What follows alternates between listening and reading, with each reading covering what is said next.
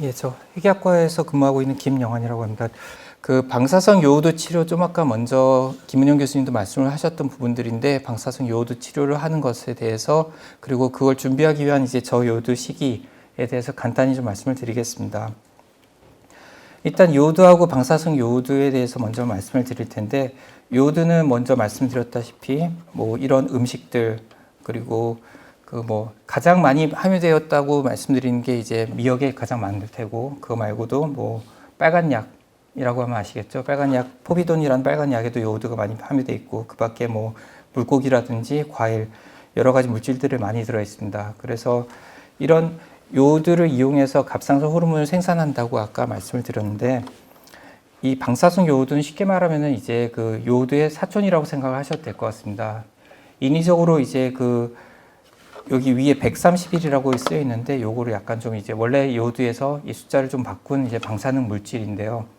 이거는 이제 화학적 성질은 같지만은 방사능을 배출할 수 있는 이런 물질, 이걸 이제 동위원소라고 부르는데 이 물질을 이용해서 저희가 갑상선 암이라든지 그런 것을 치료 그리고 영상을 같이 얻기 위해서 방사성 요오드를 생산을 하고 있습니다. 그래서 방사성 요오드란 물질에서는 감마선 그리고 베타선을 이제 방출을 하고 있는데요.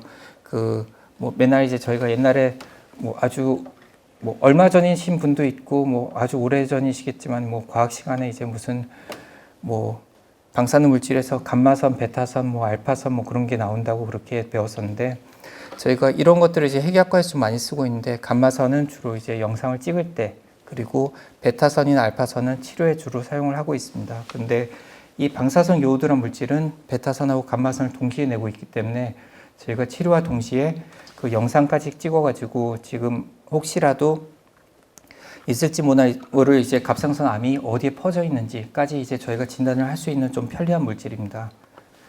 그래서 이런 식으로 이제 지금 왼쪽에서는 여기 아래쪽 여기 골반이 있는데 그리고 이걸 이제 스펙트 CT라는 영상을 이용해서 입체적으로 표현을 해봤는데 이런 골반뼈에 그 섭취가 증가된 것, 색이 입혀진 걸 볼 수 있는데 이렇게 해가지고 감마선을 이용해서 그 전이가 어디에 퍼져 있는지 지금 갑상선 암에서 뼈 전이가 있는 분이신데 이렇게 어디인지 이 영상 진단을 할 뿐만 아니라 이게 계속해서 이 부위에 남아 있으면서 아까 말씀드렸다시피 한 달 정도는 계속 남아 있으니까요. 그 부위에 있으면서 계속해서 치료를 이어갈 수 있게 이렇게 방사능을 낼 수 있게 하고 있습니다.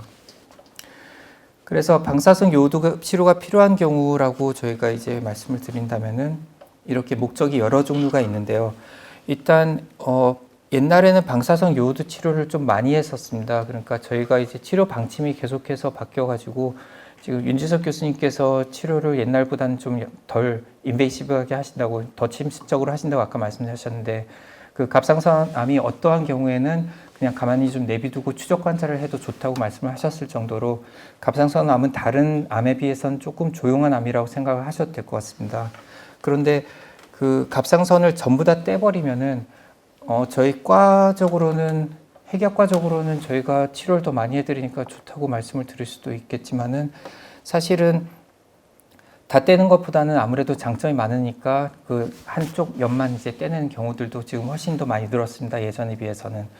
근데 갑상선 암을 이렇게 뭐 추적 관찰 용이하게 한다 이렇게 말씀드린 건 예전에 이제 갑상선 암을 양쪽 다 떼냈을 때 그럴 때의 경우를 말씀을 드리는 거고 그거 아니래도 뭐 잔존암이나 원격 전이암을 치료해서 생존율을 향상한다 뭐 그런 식으로 말씀을 드리고 있습니다. 뒤에 가서 좀 더 자세하게 말씀을 드릴 텐데요.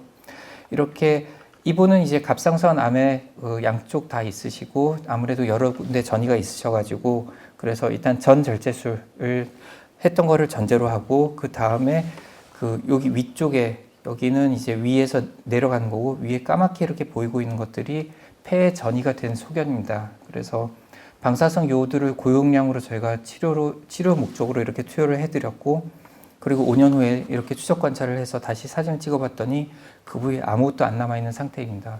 이런 정도로 이제 방사성 요오드를 이용하면은 만약에 폐에 이렇게 퍼져 있는데 되게 조그맣게 여러 개 퍼져 있을 경우에 수술을 통해서 치료하기가 매우 힘들 텐데 방사성 요오드만 투여하는 그런 이제 약간의 번거로움만 있었으면은 수술을 하지 않고서도 이제 모든 것을 다 이제 치료를 할 수 있기 때문에 그런 장점을 이용해서 치료를 한 예입니다. 그래서 대상들은 일단 갑상선 분화암이 대부분이고요. 아무래도 요오드는 이제 분화암에서 이제 아무래도 섭취, 그러니까 그 분화암에서 그 요오드가 잘 먹히니까 아무래도 갑상선 분화암에서 그런 이제 치료 대상이라고 말씀을 드릴 수 있고요. 주요 권장 기준은 이제 계속해서 바뀌고 있는데, 좀 아까 위에서 먼저 말씀드렸던 폐전이처럼 원격 전이가 있을 경우에, 그리고 처음에 갑상선 암이 4cm보다 이제 컸을 때, 그리고 조직확정 소견이 조금 더 이제 빨리 자랄 것 같다고 생각할 때, 그리고 목에 림프절이 있을 때, 그럴 때를 주로 권장 기준이라고 얘기를 하고 있습니다. 이어서 이제 치료 과정이 어떤지 조금 이제 간단하게 말씀을 드리려고 하는데요. 진단하고 수술하는 건 이제 앞에서 이제 외과에서 말씀을 드렸을 테고요.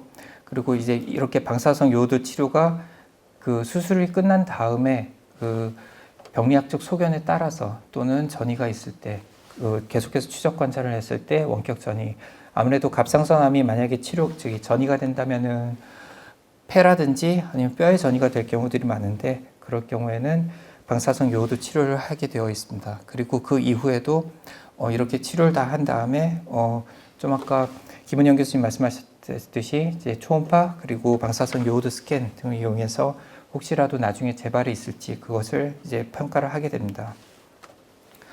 그런데 저희가 이제 앞에서 요오드 그리고 방사성 요오드가 거의 사촌이라고 제가 말씀을 드렸었는데, 그렇다면 이제 그 요오드 음식을 먹으면은 아무래도 저희 갑상선 그리고 갑상선에서 이제 암이 돼가지고 걔네들이 전이가 되었을 때 걔네들이 자꾸 요오드를 자꾸 먹기 때문에 그 요오드를 저희가 음식에서 그리고 약에서 요오드를 감소를 시켜야지만 방사성 요오드가 그 갑상선 암에 더 많이 섭취, 그러니까 먹게 돼가지고 그래서 이제 치료가 더 효과적으로 될 수 있게 되거든요. 그래서 저희 이렇게 방사성 요오드 섭취, 그러니까 방사성 요오드가 갑상선 암에 많이 이제 먹히게 하기 위해서는 일단 갑상선 자극 호르몬 수치를 높여서 이제 그 효율을 높여야 되고, 그리고 밑에 인체 내 요오드 양을 줄여가지고, 그러니까 이거는 이제 음식을 이제 줄이고, 그리고 좀 아까 김은영 교수님께서 말씀하셨던 T3하고 T4, 그러니까 시지로이드 같은 약을 끊어가지고 그 요오드량을 줄여야 됩니다. 그래서 지금 방법이 이제 그 갑상선 호르몬을 끊고 나서 그 다음에 4주 정도 끊어야 돼요, 요오드를. 그리고 2주 전에 저요오드식이라고 아까 말씀드렸던 요오드가 함유된 음식을 가능한 한 안 드신 쪽으로 이렇게 해서 2주 전부터 하고 나서 이제 방사성 요오드 치료를 하는 이런 한 달 전에 정도의 과정이 있는데, 환자분들이 좀 많이 힘들어 하십니다. 그러니까 아까 갑상선 호르몬 기능 항진증 그리고 저하증 아까 이제 보여드렸었는데, 저하증이 빠지게 되는 거를 일부러 저희가 조장을 하는 거기 때문에 아무래도 환자분들이 많이 힘들어 하십니다. 그래서 다른 방법으로는 방사성 요오드 치료 2주 전에 이제 저요오드 시기만 하고 약은 끊지 않고, 대신 갑상선 자극 호르몬 근육 주사가 있는데 이거를 이용해 가지고 조금 더 이제 이거를 효율적으로 바꾸는 방법도 있습니다.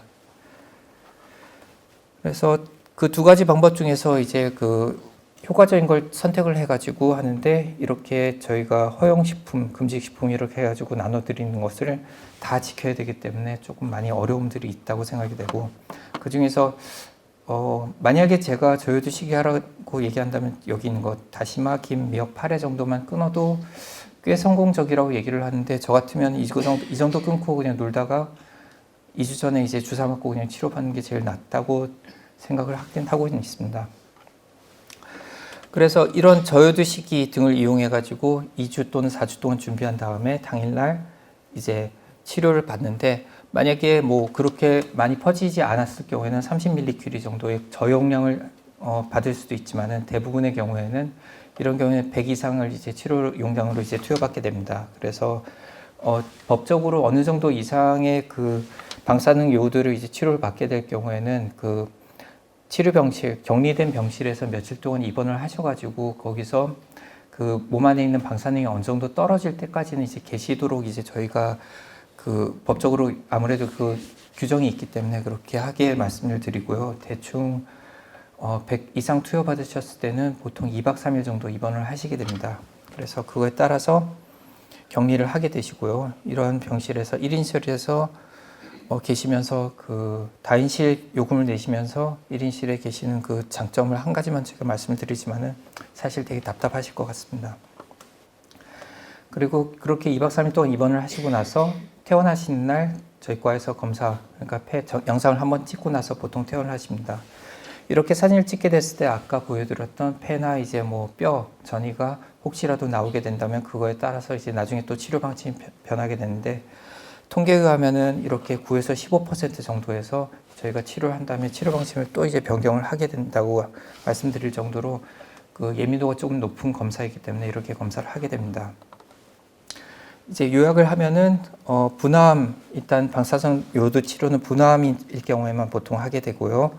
전이암이나 잔존암, 그러니까 뼈나 폐에 전이가 있으실 경우, 그리고 나중에 이제 전이가 또 재발이 있을 때, 그럴 때 이런 방사선 요오드 치료를 하게 되고요.